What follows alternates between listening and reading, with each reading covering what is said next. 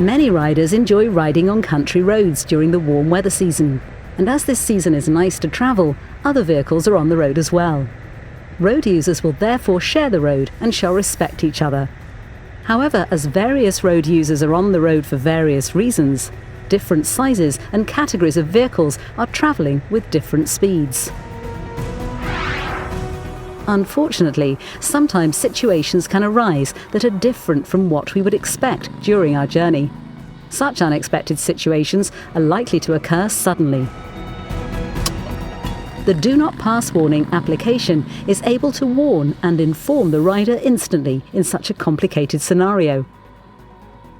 And it helps, especially when the situation is unexpected for the rider. The DNPW provides additional information to traffic participants. This supports riders and drivers and may prevent accidents. Such a scenario and accidents can, in reality, happen with any kind of vehicle, and the situation involving an agriculture vehicle is only an example. V2V communication supports traffic participants in scenarios where a combination of circumstances creates dangerous situations.